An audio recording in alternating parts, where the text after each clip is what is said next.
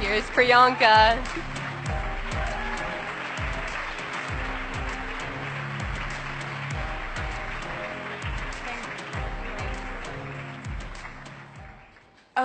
Good afternoon, everyone. I'm going to just keep it here.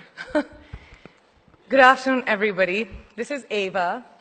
She's 16 years old.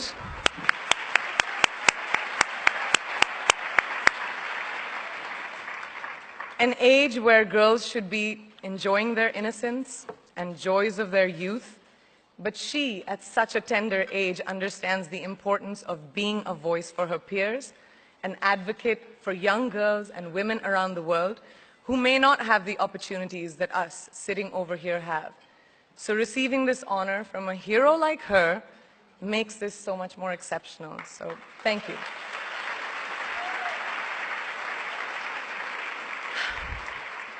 Good afternoon, and thank you, and wow, I am so privileged and so honored to be sharing this afternoon with all of you and these incredibly amazing women that are being honored today. I'd like to extend my congratulations to each one of you, Octavia, Michelle, Kelly, Patty, and all 50 women that have been included in the Impact Report. Your achievements not just inspire me, but also so many others to work harder, to be better, and to make a dent wherever we can. So I'm very, very proud to be standing alongside of you. So in life, you know, there are moments when you stop and ask yourself, how did I get here? Like, why am I standing here? Well, this is definitely one of those moments for me. And I find myself going back to the beginning, back to my roots. I was born to incredible parents, amazing parents who served as doctors in the Indian Army. I was the firstborn, and as far back as I can remember, I made my parents very proud and happy 99% of the time. Okay, slight exaggerations of personal achievements are allowed from time to time, don't you think? My brother was born a few years later, and even then, nothing changed for me. We were both given equal opportunities, and I want to emphasize this. I want to really emphasize this for you because I don't think a lot of people might understand that being equal might seem very normal. But where I come from, India, and a lot of developing countries around the world, more often than not, this is an exception. It's actually a privilege. My first experience of the glaring disparity between boys and girls came at a very, very young age. I grew up in a middle-class family with extremely philanthropic parents who constantly reminded me and my brother how lucky we were and how giving back to those who were less fortunate was not a choice. It was a way of life. Simple. I was 7 or 8 years old when my parents started taking me on these visits in a traveling clinic to developing communities around and villages around the city that we lived in called Bareilly. We were packed into this ambulance, and my parents would provide free medical care to people who couldn't afford it. My job at the age of 8 was assistant pharmacist. So I would count all the medicines, put them in an envelope, and give it out to patients. And I really took my job very seriously, very seriously. But the more I went on these expeditions, the more I began to notice the simplest things that distinguished a boy from a girl or a man from a woman. For example, girls were pulled out of school when they hit puberty because they were considered ready for marriage and babies. That's 12 and 13, while boys still enjoyed their childhood. Or basic human rights, such as healthcare, were denied just because they were women. Let's call this whole experience trigger number 1 for me. Fast forward a few years and many, many triggers in between. Like a producer-director, for example, early on in my career, I must have been about 18 or 19, telling me that if I didn't agree to the ridiculous terms or painfully low salary in his movie, that he would just replace me. Because girls are replaceable in the entertainment business. That was a memorable one. Made me decide to make myself irreplaceable.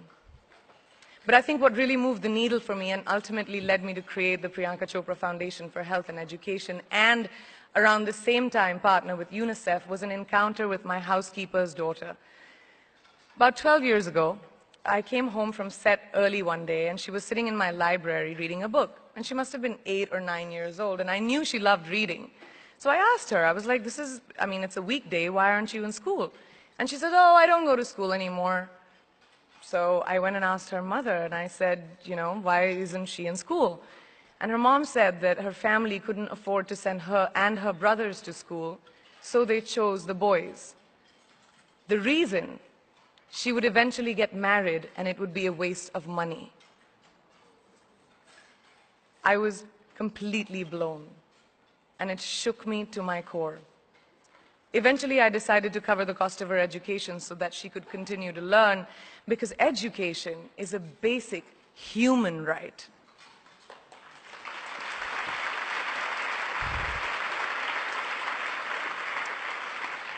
And a huge necessity, especially today. From that point on, I was determined to make a difference in as many children's lives as I could, in whatever big or small way that I could contribute. There's a really, really beautiful quote that I read recently, and I think it's absolutely appropriate to explain what I'm trying to say today.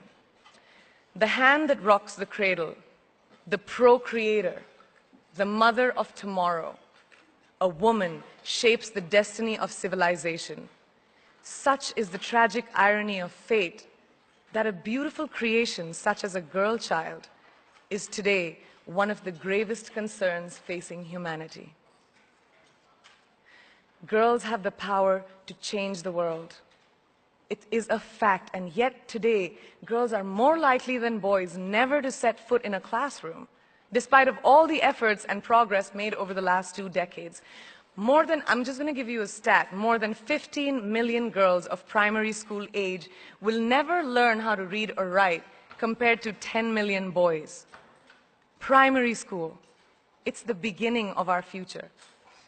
Over the last 11 years, I have witnessed firsthand the incredible work that UNICEF does for children around the world, especially victims and survivors of child marriage, displacement, war, sexual violence. But there is still so much work to do. And for me, that is the fuel to my fire. The reason I'm so committed to this cause, and that is where my passion stems from, because I know that a girl's education not just empowers families, but communities and economies. A result of her education, we all do better. It's just as simple as that.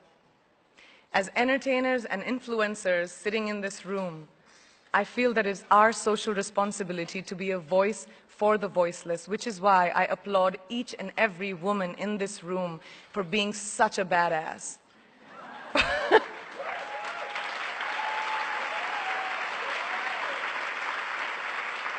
For using your platform and your voice to contribute to change, and for ensuring that there is not even one lost generation as long as we are alive. I'd like to thank Variety and all of you for encouraging me and all of us in this room to keep going and fighting on. Thank you so much.